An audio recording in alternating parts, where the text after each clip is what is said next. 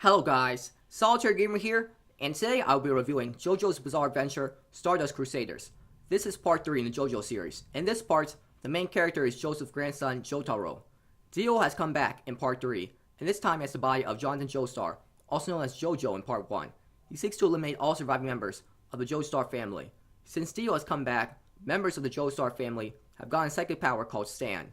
These Stans have unique abilities and are the physical manifestations of a person's fighting spirit.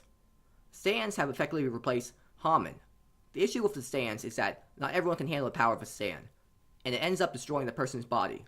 Jotaro's mom can't handle the power of a Stan, and she doesn't have much time to live because of it. The only way to save her is to find Dio and eliminate him. Now Jotaro and Joseph must travel to Egypt to find Dio and eliminate him. They have allies join them before their journey to Egypt and even during it. I really like the fact that they push Haman to the side and using Stan is now the way to fight. As cool as Haman looked at times, I enjoy Stans much more because each Stan has a really unique power that is unlike anything you've seen before in anime. In anime, most of the time, powers are just fire, ice, light, darkness, electricity, water, wind, and so on. You see these kinds of powers used over and over. In this anime, yes, one Stan has the power to use fire, but other than that, the abilities of the Stans were really unique. Seeing something that I don't see often is really entertaining.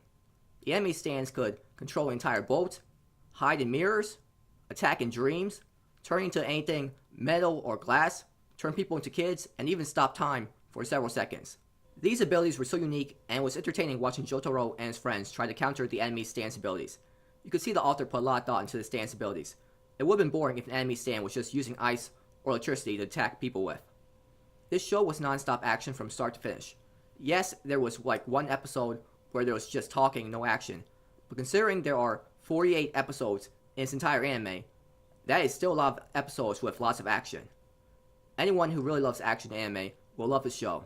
Jotaro and his friends constantly get into fights with other enemies. There is no time to rest. Just when they beat an enemy Stan, here comes another enemy with a different type of Stan. There is no training arc like you see in almost every show in anime. It's just non-stop action. The fights were well executed because it wasn't like Jotaro always having to come to save the day by punching the enemy.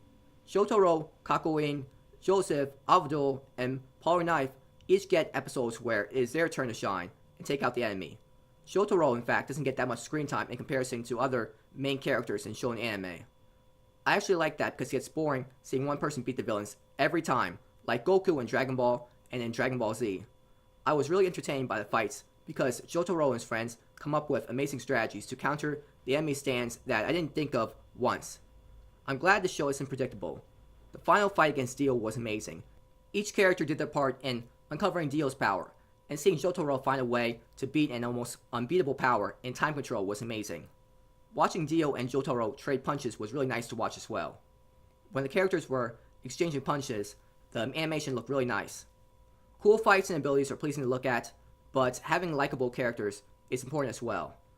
A show can have cool fights and powers, but have unlikable characters that can ruin a show. The cast of characters in Part 3 were even better than the cast of characters in Part 1 and 2. In Part 1 and 2, I really only like one character, but here, I enjoyed watching all the characters. I got to see an old version of Joseph, and Dio is back as the main villain. Even as time passes, they still retain their personalities.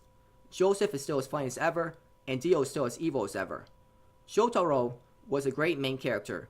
He was always calm and collected under any situation. He's like the cool guy you see in every anime. I really liked it when he kept screaming, "Ora, ora, ora," as he was punching an enemy. Polyknife was a hot-headed character who was funny because he kept having unfortunate things happen to him throughout the entire anime, and seeing his reaction to those unfortunate things was hilarious. I thought Avdol was a cool character because he kept Polyknife under control and even saved him multiple times. The first opening to this anime was great, with a very catchy song, but the second opening was boring. The endings weren't really that good to me. The music during the episodes was nice to listen to, and made the fight scenes that much better. The animation style was the same as Part 1 and 2 in JoJo's Bizarre Adventure, which was good, and the animation throughout the episodes was pleasing to look at. I recommend watching this anime, even if you didn't enjoy watching Part 1 and 2 that much, because Part 3 was a vast improvement over Part 1 and 2. It had more likable characters, and the Stans had unique abilities that you don't see often in anime. Haman in Part 1 and 2 was basically just energy. There's only so much you can do with it. Stans, however, have these crazy unique powers that make the fights so much more entertaining to watch. Part 3 had non-stop action, so people really like action will enjoy the show. I give this anime a 9 out of 10. So that's all I want to talk about for today. Thank you for watching this video.